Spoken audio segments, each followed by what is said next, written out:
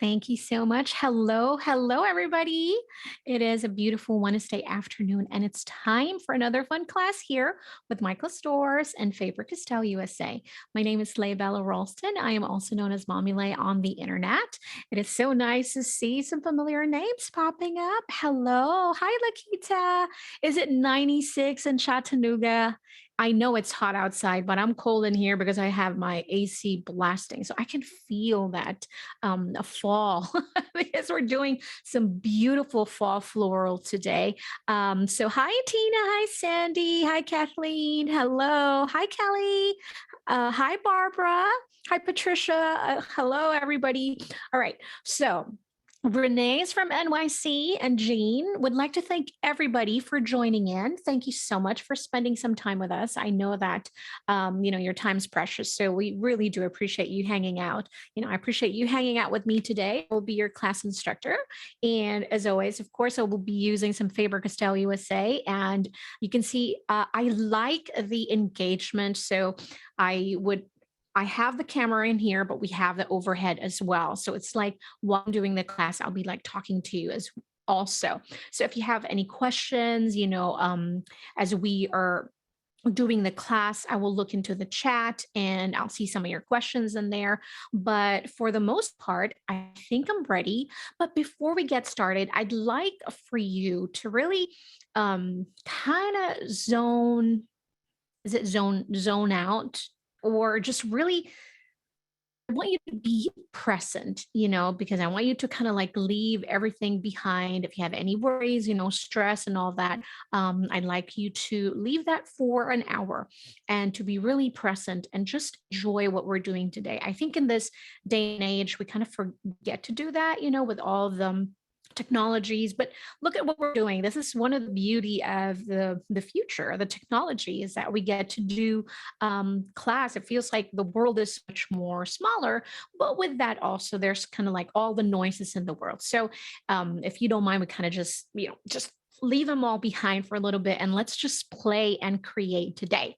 Okay, so in front of me, I have the Faber-Castell Albrecht Durer markers. Now, the Albrecht Durer markers, these are watercolor markers. There are other markers that are water-based dye ink. These are really pure watercolor pigments inside. So um, Faber-Castell has a brand new product. It should be available at Michael's very soon, and we'll be learning of course, some future classes using those markers. But those are the water dye ink that I'm saying. With watercolor markers, these are so different. The way it works, of course, it's a little more pricier than the water-based dye inks because they are amazing. They are actually light fast, which means your artwork, if you plan on keeping your beautiful artworks for a long time, framing them, gifting them, maybe one day this is a hobby, then maybe one day you turn it into a small business and you start creating cards, bookmarks or anything like that. I mean, printables or anything. So these are great for that. Um, Speaking of, because it's watercolor markers, we'll be needing some water and also some watercolor paper pad. I am using just a regular, I believe this is, if I'm not mistaken, it's probably from Canson or Strathmore. I got them from Michael's. And then also would need some paint brushes today. So paint brushes, I have a few in here. I don't know, I have a flat brush. I'm not going to use that. We have some round brush in here. I have different sizes from different brands. It doesn't matter what you use if you are just a beginner, but I really highly suggest, if you love watercolor, that you also invest in good brushes. I mean, don't buy the super expensive ones, but those are great too. But they can get really expensive, brushes. And then once you buy something, you just want to keep adding and adding. Oh, I want one of those and another one. So different sizes. We have a round 2. We have a round 10. This one, I'm going to show you this one because this is a very inexpensive one, a set from Faber-Castell. I believe that this is available at Michael's. So that's a round brush. It's a number 10. It works. This one is a long round, number 10 as well. And then a number 6. I think if I can choose what's my favorite size, a very versatile one for me would be between the number 4 and number 6, because I use it both for lettering and also doing some, loose florals like that. And speaking of that, yes, we'll be doing some loose florals. So take out your inhibitions, like I have never done this before, I've never painted florals. No, no, no, no. I'm not the expert when it comes to florals too, but I have been really practicing and I have been really enjoying. So if you enjoy our classes, make sure to stay tuned because I'm learning how to paint more florals so I can share them with you and I can teach them with you, and I'm super excited. But today we'll be creating some loose abstract, um, we're making some impressions in here, some strokes in here that will appear to look like some florals. So first, what we're going to do is this is the stage where we're calling it get to know each other. I know it's a little cheesy, but getting to know our tools is very important. We talked about the markers. How does it work? We'll talk about that, and we'll talk about the brushes. Pick which one. I'm going to choose the number 6 in here. So I'll set aside the other ones for now, but I want you to show how you can use these markers, and I'll try to go as quickly as I can so we don't run out of time because I usually do that. Now, the Albrecht Durer watercolor markers, it's dual tip. So one is I think it's a 2.5 tip. It's a round bullet, I believe a 2.5. And then the other one is a brush tip. So this one, so you can see bullet tip.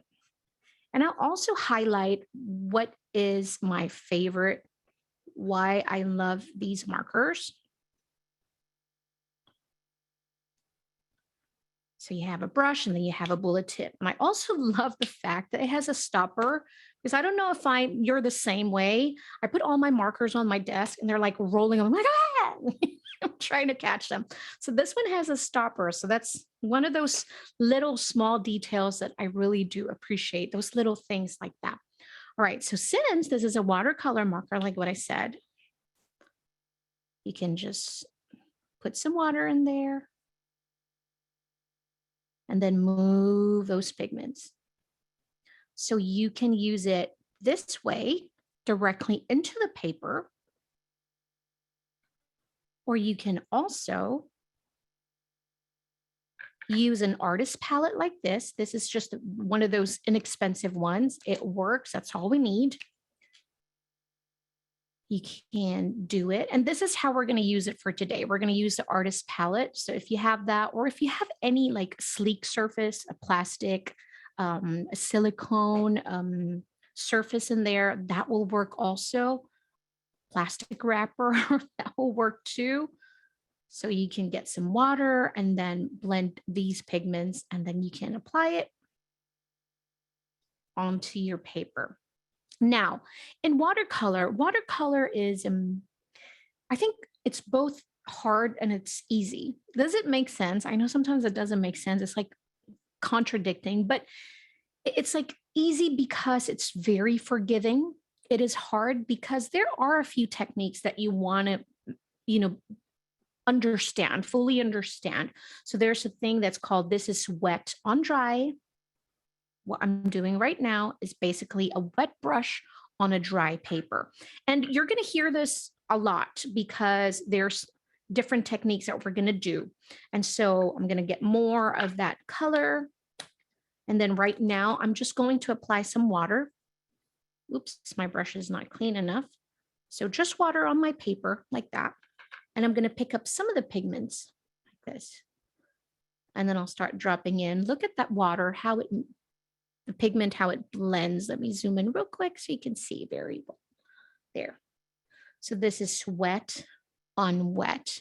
And I think wet on wet technique is where you can really see the beauty of watercolor, because it's the color play, the way the pigments is blending with other colors. If you have other colors in here, and let's blend some other colors so you can see that. And also you can really, it's so meditative. It's you're almost like in this zone. You're like so into it. You're seeing all that water movement and all that pigments moving into the water flow and all that.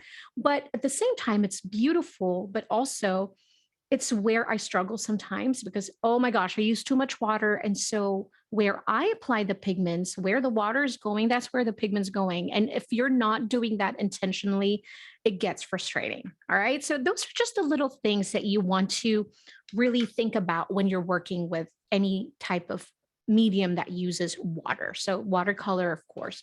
All right. Now this is a 9 by 12 size. I'm not sure what paper you're using in front of you. Any size would do. If you want a much smaller one, you can use a 6 by 8 or a 5 by 7. It just depends on what you want.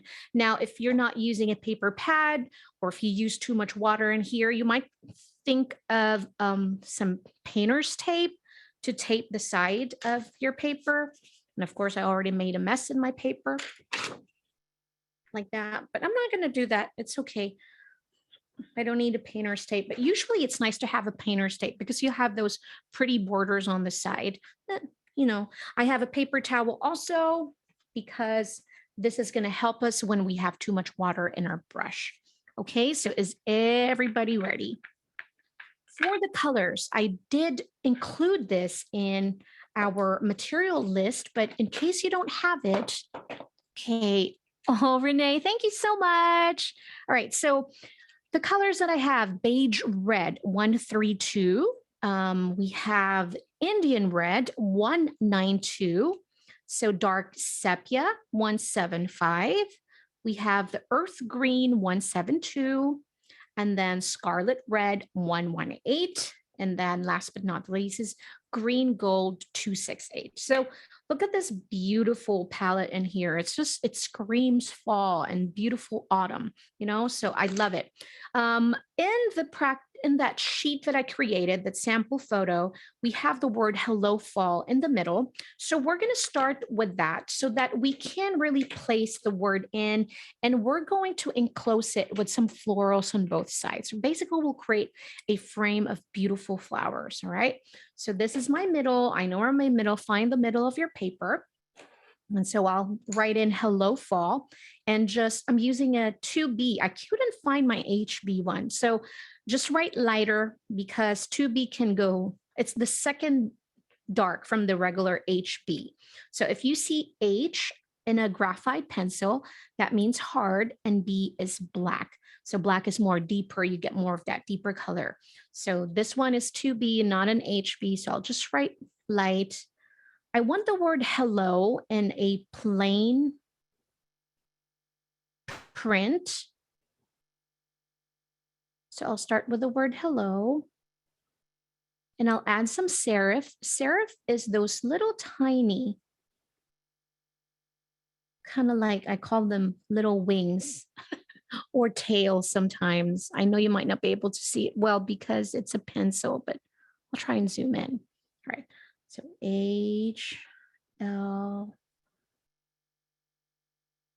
So when you see those little tiny tails, strokes, extra strokes, this style is called a serif style. The other one is called sans serif. Sans means no in French, means no serif. So there's no more of those tails. And then for the word fall, notice how I'm going to tilt my paper slightly. I've just gotten so used to doing that when I'm doing any type of lettering, but because I'm righty. Now, if you're a lefty, you might want to consider tilting it to your right like this because you're going to write this way, right? There's a lot of word right. Okay, so for the word fall, I'm just going to choose a script. Fall. I'm going to extend my letters, make them slightly wider so I can have the word hello perfectly in the middle. And looking at this, I didn't do such a great job. So my eraser to the rescue. And this is what I love about doing the classes, is because sometimes when you see all these final artwork online, on Instagram, Pinterest, and all that, they're so beautiful. What we don't see is, how many times did the artist do that? And I do the same thing when I'm trying to do some sketching.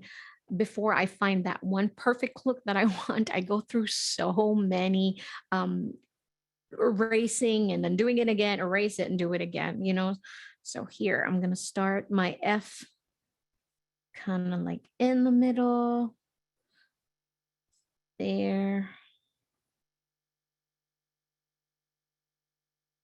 Hello, fall.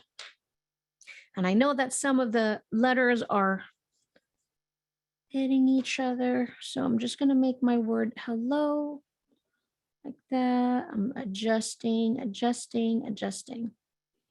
Kind of like life. We adjust to it. Here we go. There we go. Happy with that. Hello, fall. And also before we do our final lettering for this, I can do some adjustments again.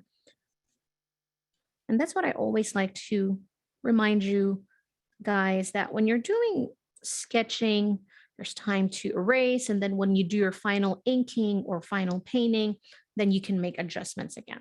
So I have the word hello fall in the middle. I feel like it's too small, honestly, but you know what? We're going to go with that. And then we'll start with our florals.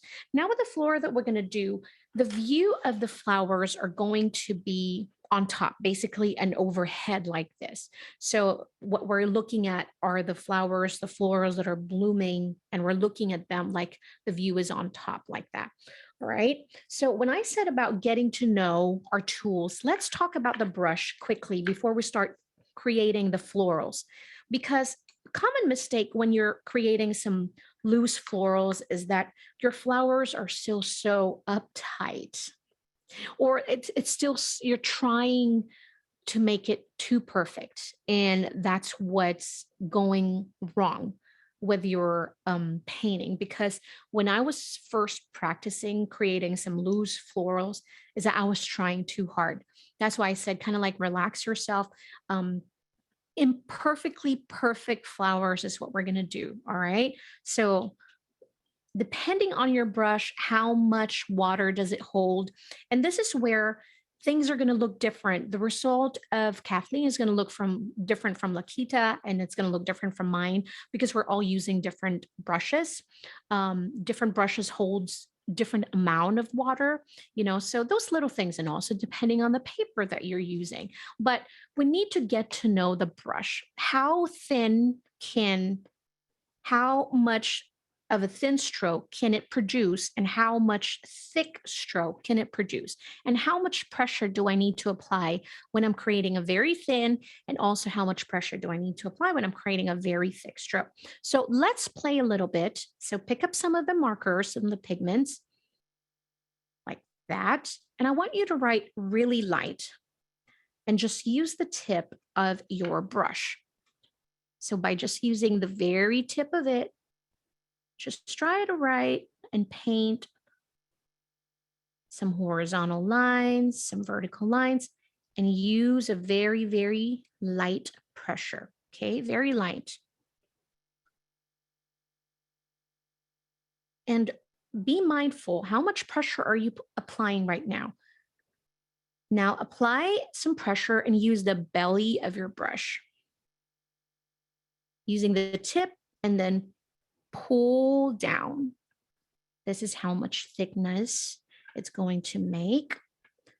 Now I'm going to go the opposite way, horizontal, and really press on your brush and spread it like that. So painting leaves is a really good practice to understand your pressure. So right now what I'm doing is tip, belly, pressure, and then when you release it, you need to lift your brush and then very lightly use the tip of your brush again, just like that. I want you to do that and practice with that. Again, let's zoom in.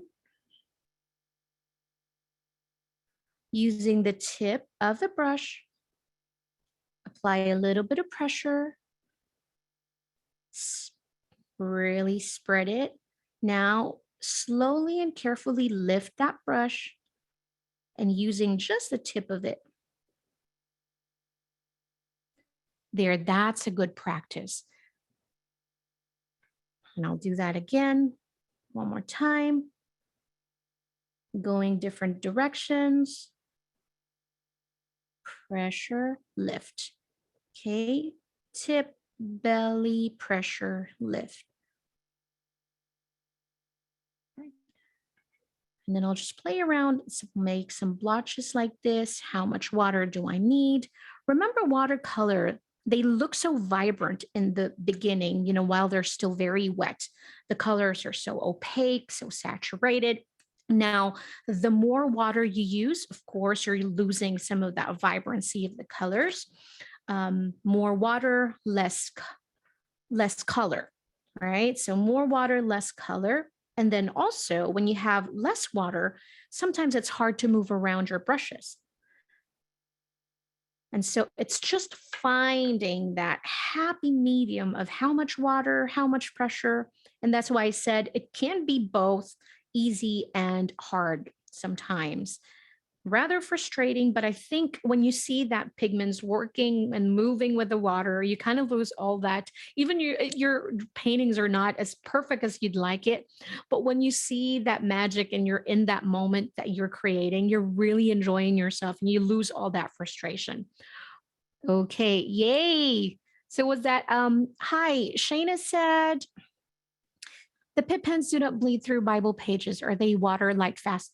Yes. So the pit pens are actually water based India ink. And so India inks are waterproof once they're dry. And also the pit pens are light fast. So that means your journal pages, you can pass it on your children, grandchildren someday, and they'll see all these beautiful mixed media that you're doing in there, highlighting some of the Bible verses. I think you will love the pit pens. Now, the Albrecht Durer, these are watercolor. So that means the moment it gets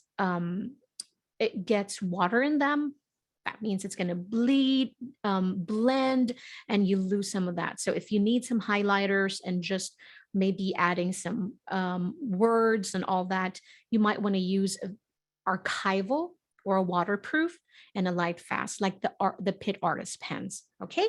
All right. So did we enjoy all that practice with the strokes? Now we're going to go create some beautiful florals.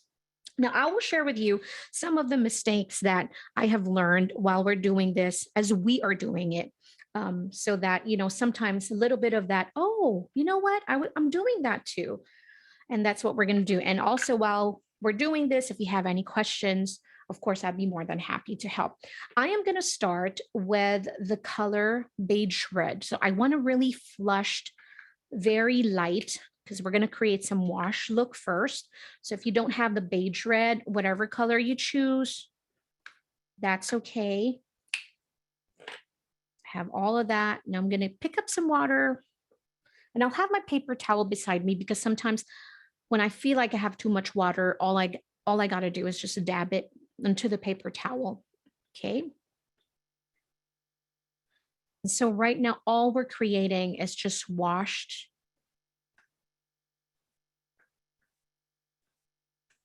The wash color, the very light color of the florals, and basically finding positions of the flowers and all that. If that's something that you need to work on, sometimes adding some ovals by just knowing where to place your flowers, but we're just gonna, humor me and let's just go with the flow.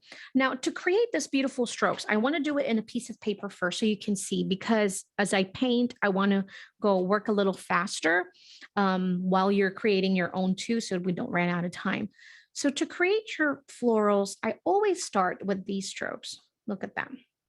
So it's kind of like a letter C, a letter G, like this. You start with one in the middle, you go with the semicircle again, a lot of semicircle when we're doing florals. And I'm going to go use a little bit of pressure in here, use the belly and all that. Now, what we don't want is to make a blob. We don't want to create the floral and then create a blob beside it. What we want to do is have some white space in between each of our petals. So that's the petal. So you want to make sure that you go have the perfect gap in between so you can create the highlight. See that? And then sometimes maybe you're just adding some short ones. Try to make it as, I don't know, as not perfect as you can. See, I'm just adding that.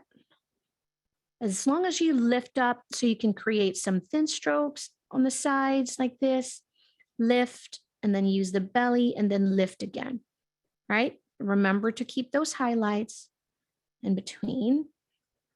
Now, by just using some water, I'm just going to use water in here. The outside petals, I want them to be soft.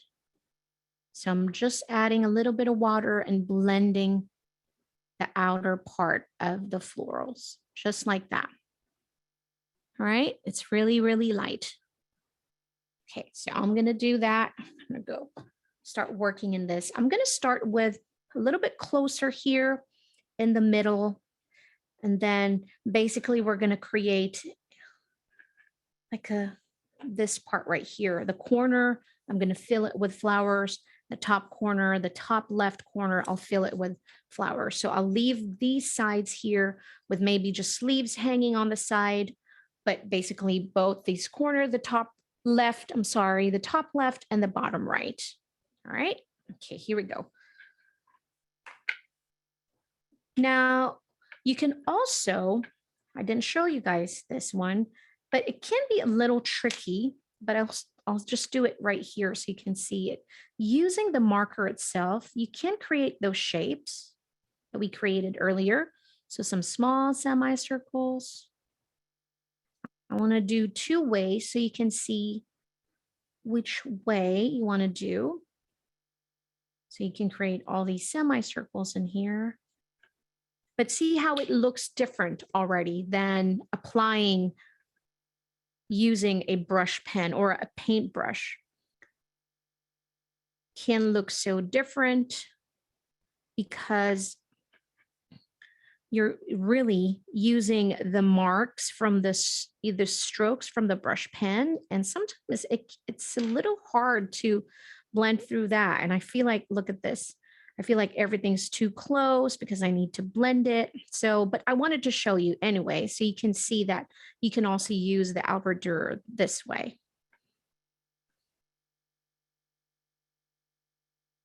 So one way is not better than the other. I think it's just understanding how thick of a stroke you need to create first with the marker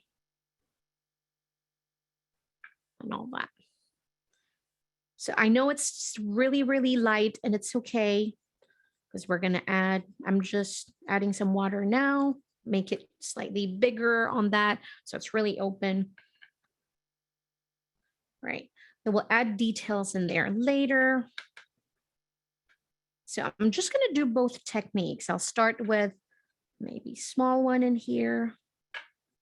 And this time I'll make my strokes slightly larger and also have a much bigger gap in between. So when I blend these strokes, I'll have enough space. So I'll start with the middle part. If you feel like you're not moving the pigments enough, maybe you need more water in your brush. That. That. So remember, imperfectly perfect.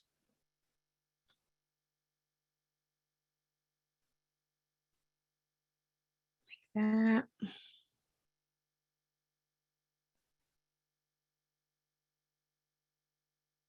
And you know, when you're learning brush lettering, type of hand lettering, getting used to a paintbrush as well, if you struggle with your light stroke, you know, those lifting and using the tip and then having a light pressure, the paintbrush is such a great practice for that too, because when you go back and start using your felt tips, brush pens, and all that, you'll notice that your pressure is much, much lighter than how it used to be, because the paintbrush is so sensitive that just a little bit, just a small amount of pressure really bends the brush and you can create a much thicker stroke.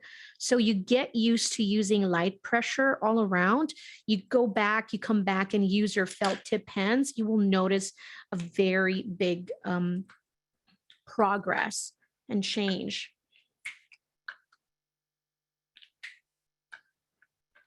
So I'm going to go on top and use same color. This time I'm going to apply just like how I did it earlier. So I'll start with the middle also, just small semicircles, just like that.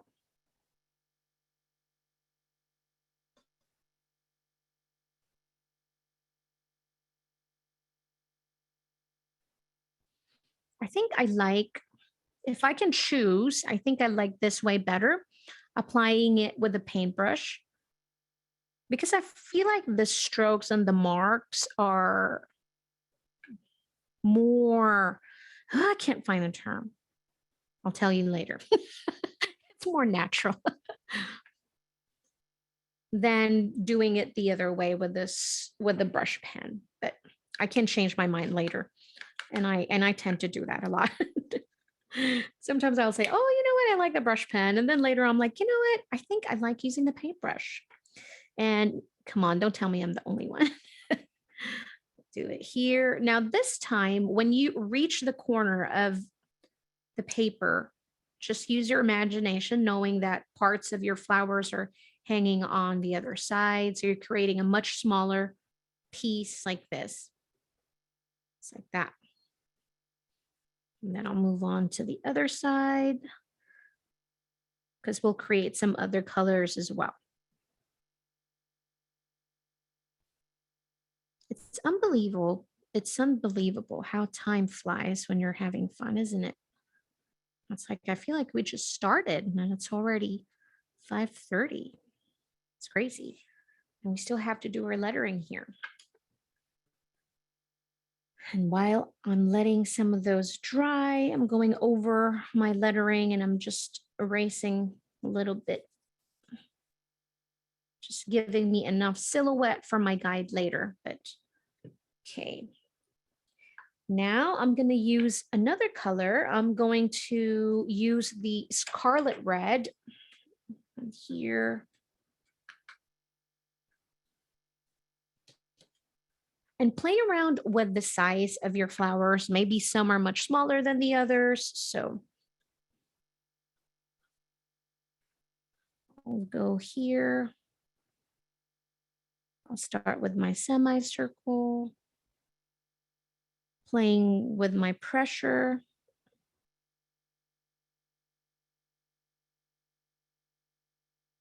Like that. As long as you keep some of the white in between your strokes for your petals,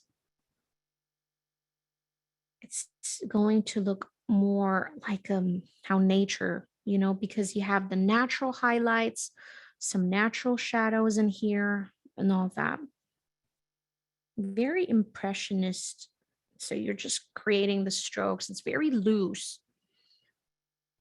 Now, my problem when I was beginning and practicing some florals is that I couldn't stop. So I keep expanding my my petals as it kind of like goes wider and wider. So my flowers are like, oh my God, this is too big now. I don't have enough space. Nellie said, can you hold your paper so we can see where you're placing? Oh, I'm so sorry. Hold on. Let's zoom out so you can see some of the flowers. There we go. This is probably much better. So you can have a much bird's eye view. So yeah, that was my problem, is that I wasn't creating the natural highlights, the white parts in between. And also my strokes were too perfect. I was trying to make it so perfect. Now it's like, oh, just use the bristles of the brush and it creates this beautiful natural marks and strokes in there. As long as you keep those highlights in between the petals, it's going to look so pretty. All right, I have that in there. Now I'll go over here and I'll make a small, let's see. Because we're gonna create some leaves in between and the cracks, some twigs, maybe some eucalyptus and something like that. So I'll make some smaller than the rest. This, I think I'll keep this one much smaller, like that. Oh, I don't know why. Mine is really probably my connection, which shouldn't be. Hold on. Zoom that out.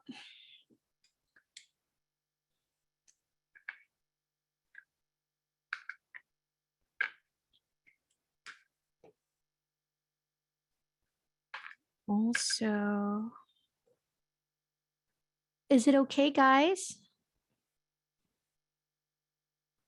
I'm not sure because mine, I don't think it changed on my end. So hopefully it's not me.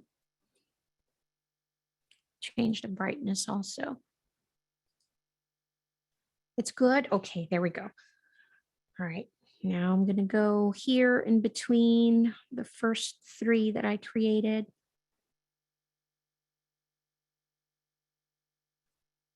Just create that. And I'll make the outer much smoother by just adding some water.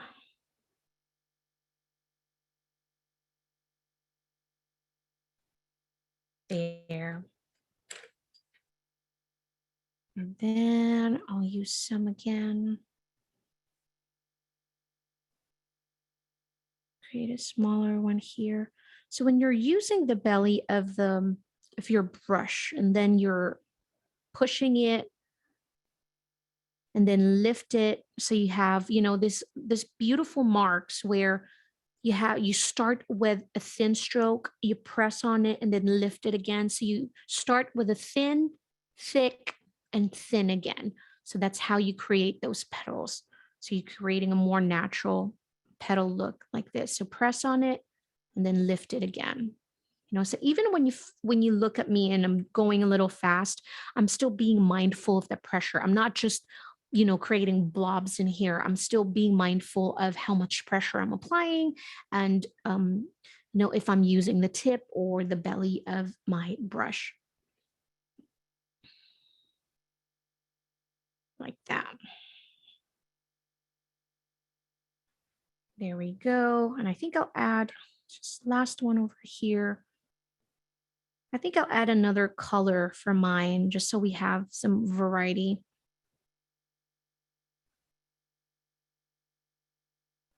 Maybe we'll add some berries in here just to fill some areas. So I'll clean my palette. And for this one, I'm going to use the green gold. I think I've seen a comment earlier that they don't have it on Michael's. I think you can visit Faber-Castell.com as well.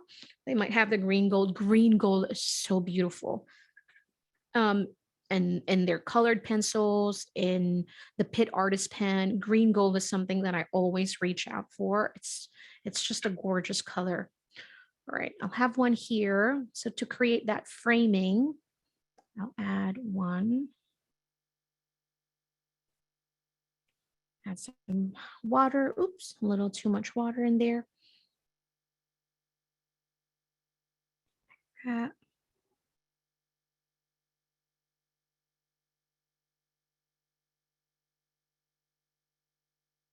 Like this. Okay, and then I'll add one here.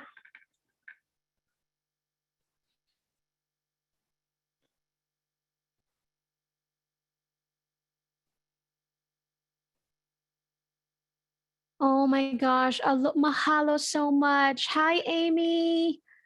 Thank you so much. I appreciate that very, very much.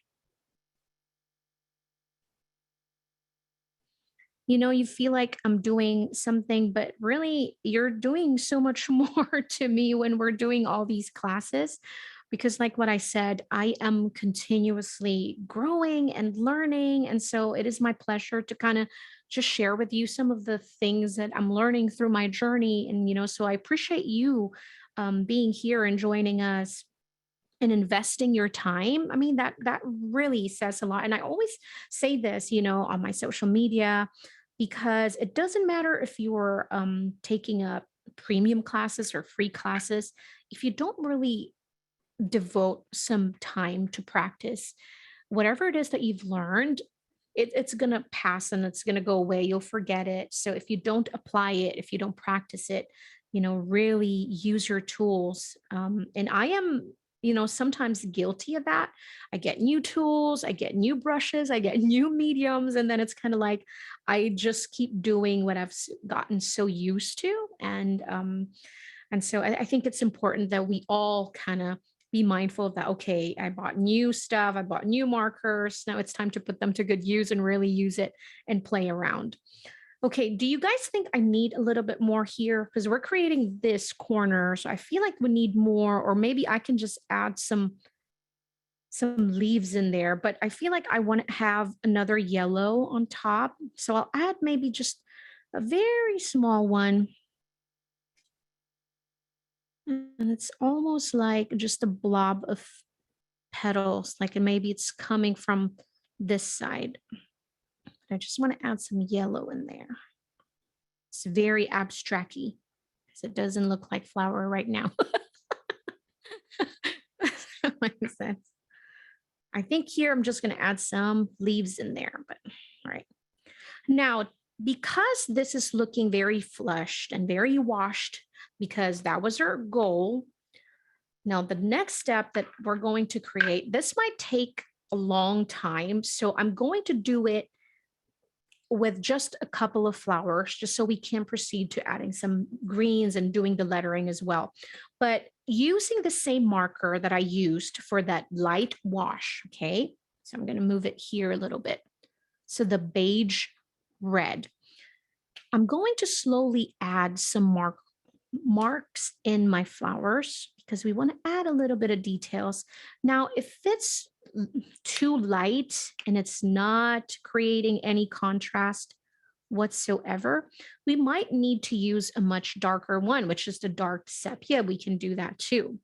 And for this step, I'm going to use a number 2 round brush, just so it won't hold too much water, and then I'll end up with a lot of boo-boos in here. So just using the number 2 round, I'm just going to blend some of those marks that I did. So that's what I'm going to do. I'm just going to keep adding some marks in here. I'm going to zoom in just so you can see. So just add that a little bit so we can bring back some details that we've lost. And because, like what I said, once it dries, you'll lose some of that opacity, that saturation of the pigments. So we want to bring some back just so it doesn't look like it's just flush. And it's like, oh, it's pretty, but you kind of like lose the details. So we want to bring back some of the details that we need to really create that contrast, to have that look of the petals are separated from one another. So notice that I haven't dipped in the water yet. So because my brush is still wet and I don't need too much water, so it's still wet and I can still blend some of those strokes without making a puddle with too much water. Now, this one, I'm just gonna dip just the very tip of that brush and use that to really spread and move the pigments. See, just small amount of water. So we're going to bring back some of the details. Now, if you're creating with me today, I'd love for you to stay in touch, please. I'm on social media. You can find me at Mommy Lay. I'd love to see some of your work. You may also use the hashtag Make It With Michaels, because that's how I'm able to find some of your beautiful creations. All right, so like that. So just be careful when you're doing this step. Make sure that you don't hold or put too much water, because I think that's where the disaster is going to happen. When there's like too much water, trust me, it happened to me so many times already. That's why I know. All right, there you go. So I'm going to add a little bit here because this is looking too flush without details. And that's why I love using watercolor markers. Why not just use watercolors? Because of this reason. Because sometimes when I'm using those pen or even the tubes, and I do have both, but it's always because I have I have such a heavy pressure. I First of all, I use too much paint, more than I need to. I squeeze in too much, so I waste a lot. And then when adding just details and I need just a little bit because of the pressure that I have, I just over dip. And so I use too much paint and then it's just it's a disaster sometimes. So, and that's why I love just using some marker because I know exactly how much I need, so you just add a little bit here and there. And that's why it's very important to get to know your tools because if I didn't practice enough with this, I would not know how much marker or how much ink do I need, pigments do I need to create and bring back some of the details that I've lost here when we created that very first wash layer. So notice how my marks are also kind of like thin on the end, little slightly thicker over here, and then thinner again. So I'm following that same mark that we create with the paintbrush, or just blending it with water so it just looks softer. Here we go.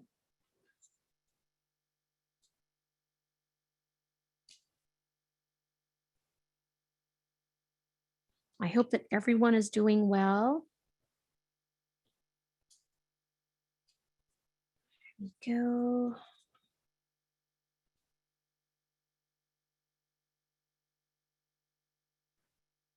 Time is flying by so fast. Isn't it so pretty now that you've done all the layers? You thought in the beginning it's like looking so fleshy. Yeah, these are pretty, but then we lost so much. It just sometimes it's starting to look like just blobs. So when you go back and just add these layers, it changes it so much. You're like, oh my God, these are roses. It's pretty. So it's so beautiful. Just a little bit here. Now you don't want to overdo it also because we're going to lose that loose. We're going to lose that loose style of painting. Okay, so I'm going to stop there because like what I said, I'm going to finish up later also, but I wanted to show you how to do that layers, okay? And so we can now start adding some leaves. Remember that first practice that we did, kind of like tip, belly, tip, right? So that's what we're going to do to create the beautiful leaves. Clean my brush. Add here. Now, sometimes this is where I know you're going to overthink this one because I'm like, how am I going to do that? Where am I going to start my leaves? Don't overthink this, please. So kind of like add a little bit here. If it's not perfect, it's okay. So you see me just adding like that. As long as you have like a thick stroke in the end, so you can have that the leaves look, so make sure that you use the tip of your brush pen in the end. So add some tip, belly, and then lift again. We'll add some here. You can add some green in there. So we're just going to fill in some of the areas, the negative areas in there with that. And I'll do the same thing.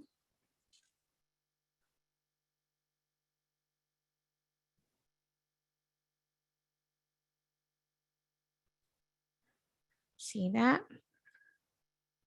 Again, perfectly imperfect, because when you create like perfect leaves, everything else will look imperfect. And so if you have as equally imperfect everywhere, now they're all just the same and then it looks good. I'm going to fill this part right here. It's here. And then you can do the same with the leaves later once they're dry. You don't want to do it when it's wet because whatever you apply in there while your paper is still wet, it's going to bleed, not bleed onto the other page, the backside. No, it's going to bleed with the water. So it's going to follow the direction where the water is going. So you want to make sure that your paper is dry first before you add another layer, unless, of course, purposely that's what your intention is. You want to blend everything first, then by all means, you can do that wet on wet technique, right? And this beautiful green is called earth green. It's so pretty. It's like a sage color. It's muted. It's gorgeous. It's like a perfect autumn thing. Look, so beautiful. All right, and then I'll add some green in here too on the top. Then we can do our beautiful lettering. Now, speaking of lettering, I think this is a perfect time to invite all of you for our premium class next week. I like to do lettering and really heavy illustration for the premium classes, because for the premium classes, it requires longer time. You know, I feel like I'm not such in a hurry. And lettering is a little tricky. Okay, not a little, a whole lot of tricky sometimes, but it is doable. I always tell you guys, I started learning and practicing around how old is my daughter now? She's 12. So 10 years ago, 9 years ago, when I first picked up a brush pen and wanting to learn how to do lettering.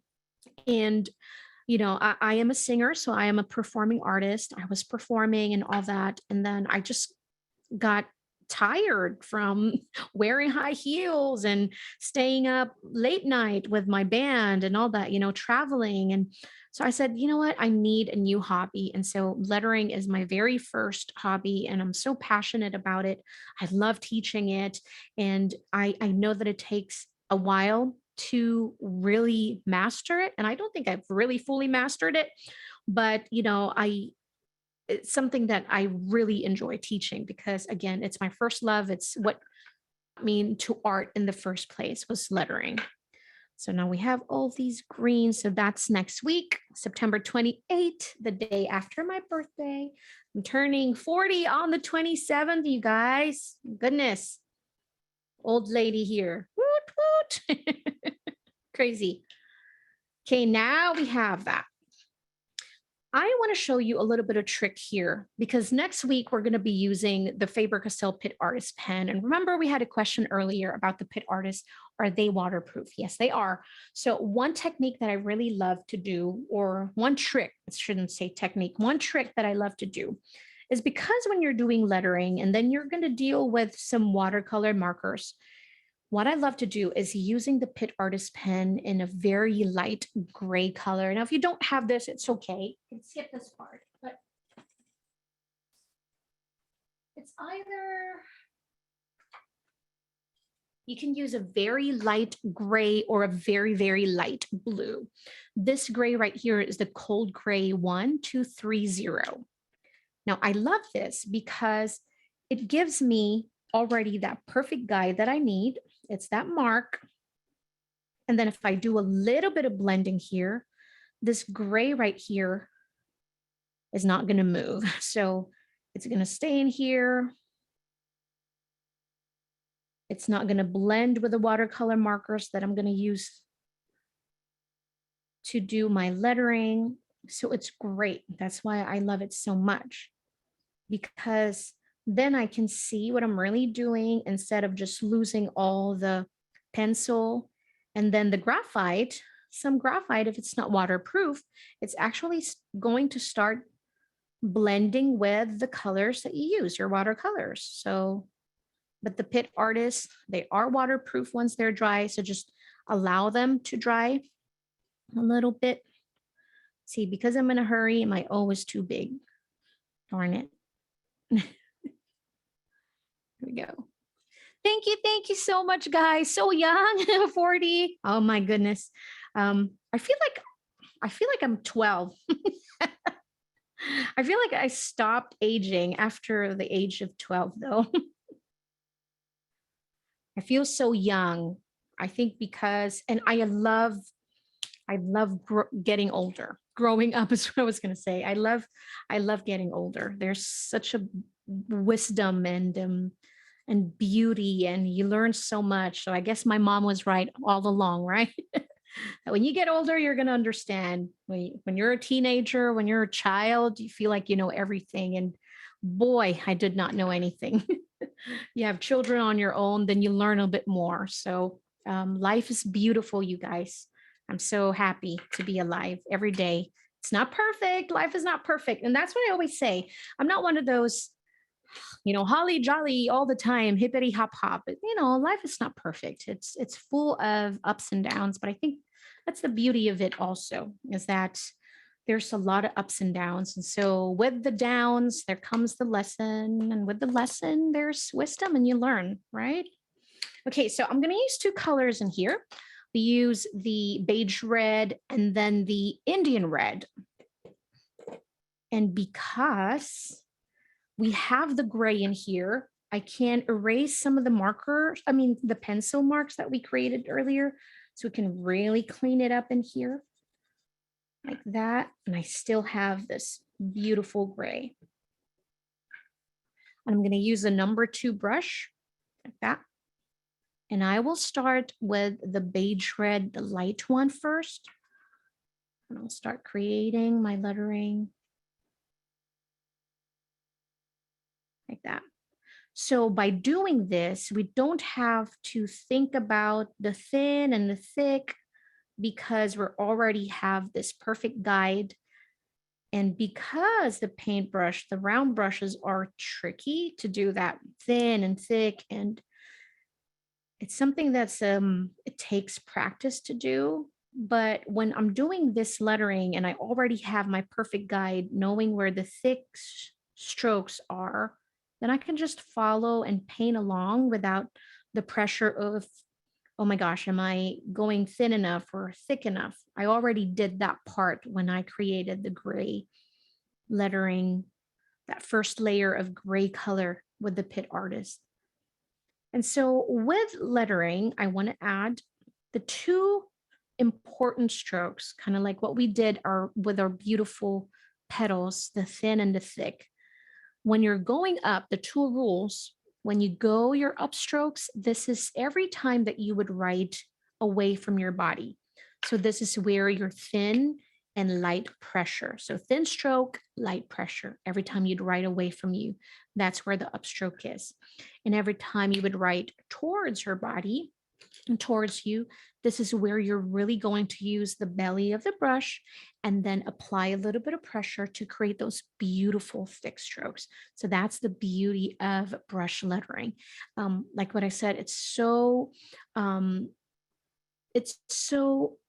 beautiful yet so tricky, and so it requires patience and love. I think with passion, if this is something you're passionate about and you really want to get better at it, practice, really practice, with anything, sports, music, and then art, life, relationships. Isn't that, it takes practice too? Parenting, poor first child, poor first kid. So it takes practice too. All right, so now that we have that first part, I'm going to add the Indian red just in the bottom. So bottom of my hello.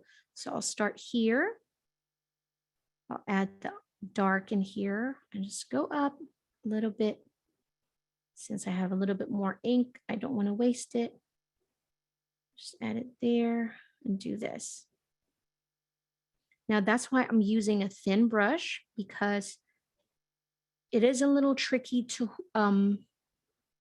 really hold and have control of, but it also doesn't hold too much water. So just a little bit of that water so we can do that blending just that way. Do it this way too and all that. Yikes, there.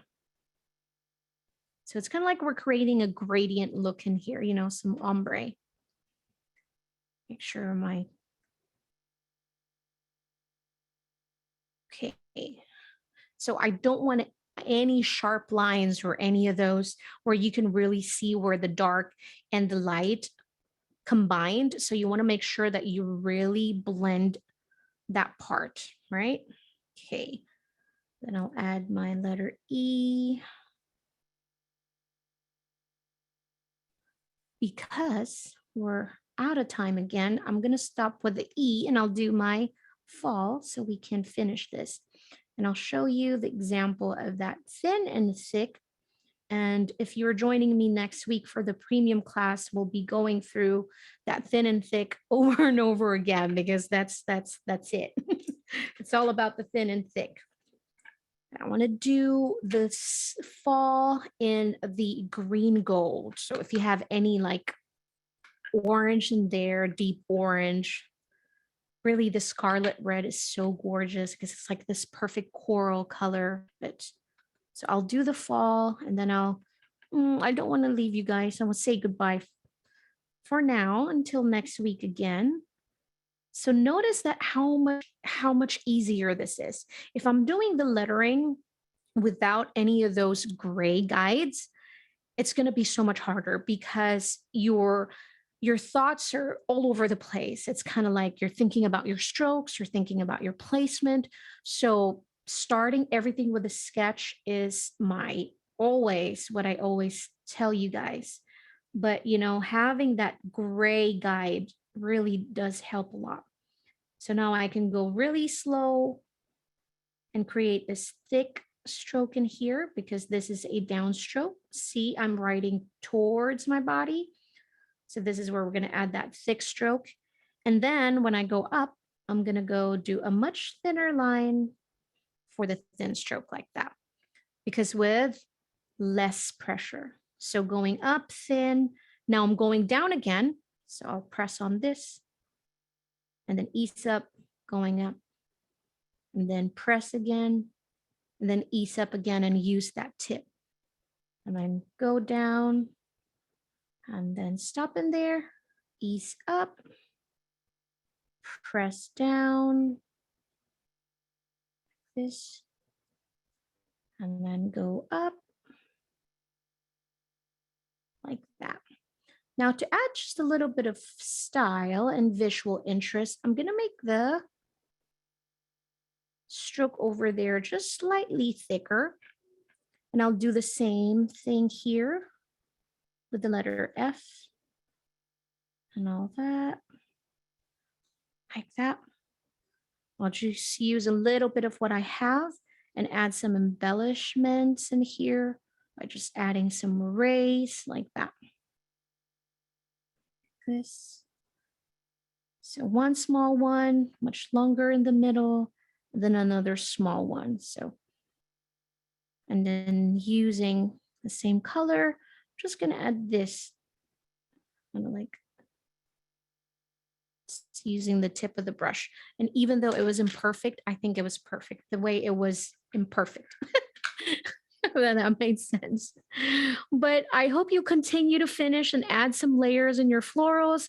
We ran out of time again, but I hope that this class was fun. I had so much fun with you guys.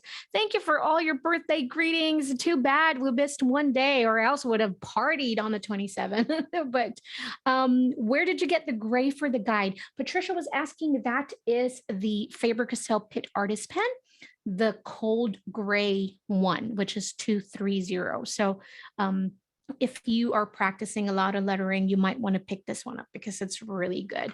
But anyway, guys, thank you so much. Thank you, Jennifer. Thank you, Lakita. Thank you so much for all your questions, for engaging with me in this class.